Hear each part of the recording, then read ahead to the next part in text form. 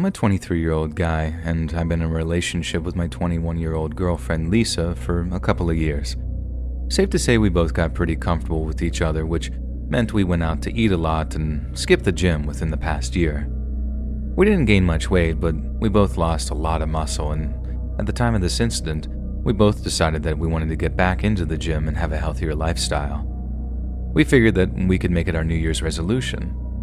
I never really did resolutions in the new year, but my girlfriend was adamant and I'd do whatever to make her happy.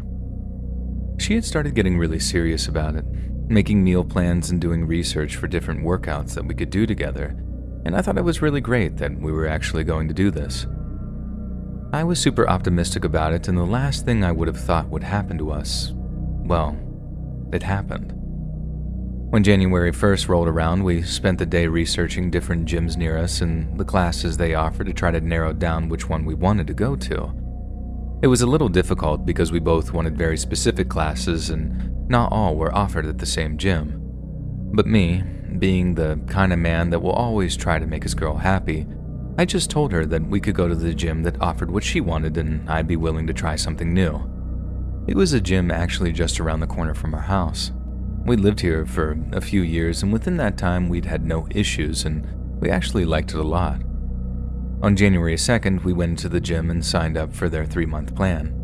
We didn't want to risk signing up for a year if we didn't end up liking it. That day, we did a short workout together to kind of get us into the swing of things and get familiar with the equipment. It was great. The next few days we both did some classes and got to know the different instructors and even started making a few friends. It was turning out at the time to be exactly what we needed. Fast forward to a couple of weeks, we had gone to the gym like we always did, only this time we decided to go on a Friday, which was unusual for us. Lisa usually worked Fridays and I didn't like to go without her, so I stayed home. But this week she had Friday off, so we decided to go. We didn't realize it at the time, but Fridays were their weightlifting class days. When we walked in there were these huge bodybuilder type guys walking around the gym, and Lisa and I both commented to each other that it made us a little uncomfortable. Nevertheless, we started our workout routine for the day and tried to ignore the huge roided out men around us. I'd say about 30 minutes into our workout, I started to notice one of the bigger guys staring at Lisa. I mean, just unashamedly staring right at her. He even looked at me, noticing him staring, and smirked like he knew I could see what he was doing, but he just didn't seem to care. And that's when he started walking up to us. He walked right past me and stood in front of Lisa and said, "Hey honey, you want a real man to show you how to tighten up that little body of yours?" Lisa looked at me and, of course, she was immediately uncomfortable by that comment. I was scared for both of us at that point, given he clearly didn't respect either of us or our personal space, and he was huge. If he tried to fight me, I would easily be killed by this man, I thought to myself. Dude, she's with me. Can you just leave us alone?" I tried to talk as calmly as I could, but I knew I came off as more nervous than anything. Hey, won't you let the lady speak? I think I know what she wants." He didn't even look at me when he said that. He just continued staring down at Lisa, waiting for her reply. When I looked back towards her, she was now staring directly at me with water beginning to pool in her eyes. Lisa isn't one for confrontation. She really doesn't like attention at all. It was a miracle she gave me a chance, given she couldn't even look me in the eyes the first few times we went out. I tried one more time to get this guy to leave us alone. I just grabbed Lisa by the arm and lifted her up off the yoga mat that she was sitting on. We took a few steps away from the man, and in the most serious voice I could muster, I said, "Hey, you leave us alone. She isn't interested, and this is insanely rude and creepy.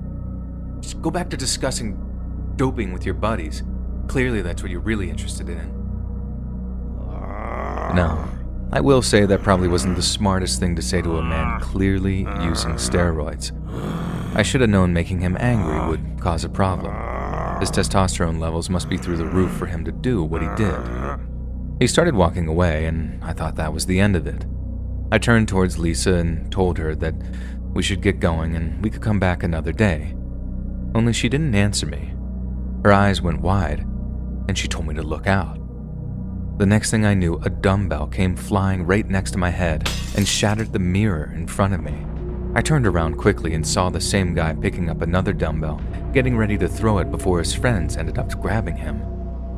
Lisa and I quickly picked up our things and ran towards the office to tell the manager what had happened and have them phone the police. When the police got there, they did arrest the man, who was subsequently banned from the gym. We did decide to press charges, but were informed that we probably wouldn't hear anything about the case for a couple of weeks while it was being processed. And they were right. For the next couple of weeks, we heard nothing about it. We did ask the police department to let us know if he was released. We really didn't think that he was going to do anything, but we still wanted to be as cautious as possible just in case. Now, lo and behold, 3 weeks after the incident, we got a call saying that he was out. And it freaked us out a little, but we figured that we probably wouldn't run into him. Where we live is a big city, and we didn't go out much anyways. We continued going to the gym as usual, and nothing like that happened again. We were beginning to feel comfortable again, or so I thought. A few days passed since the man had been let out, and we had just gone to bed. We were meticulous about closing all our doors and windows and locking them for the night. We were actually both pretty paranoid about someone breaking in since our neighbors were robbed a few months back. At around 2 a.m., I was woken up by Lisa shaking me, telling me that someone was in the house. There's not many things that can wake me up that fast, but that's definitely one of them. I pretty much jumped out of bed and grabbed the bat I keep under it. I walked toward the bedroom door and opened it just a crack to see out. Man, let me tell you, I was absolutely shocked to see, you guessed it, Roydhead standing right in my living room. I shut the door as fast as possible while making as little noise as I could and locked it. I whispered to Lisa to call the police and tell them that someone was in her home. She started freaking out, and I had to try to keep her calm so he couldn't hear us. I opened the window that led from our bedroom into the side yard and instructed Lisa to climb out. After she did, I climbed out next and made sure to close the window behind us just in case he managed to get into the bedroom. I didn't want him to know where we went. Lisa called the police and told them what was going on, and they told us to get to a neighbor's house and wait for the officers to arrive. Just as we opened the side gate to exit the backyard, I heard a loud crash coming in from inside the house. When I looked back into the bedroom, the man had barreled his way through the door and into the room and started looking for us.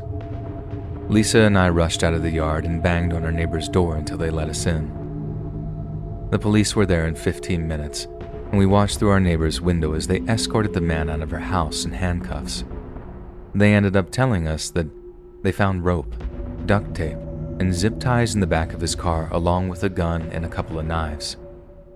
He eventually confessed that he found our names from us pressing charges against him, since I guess that's public record or something. Knowing our names made it easy for him to find our address online. The police obviously had enough evidence on him to charge him with home invasion and attempted abduction. His bail was set high enough to where he couldn't afford it, which we appreciated. He got 5 years in prison, which to us seemed pretty fair. We moved out of that house and into a different one closer to Lisa's parents, just to be sure that he wouldn't be able to find us whenever he did end up getting out of prison. He never said why he broke into our home or what he was going to do to us. But good God, am I glad that we never had to find out.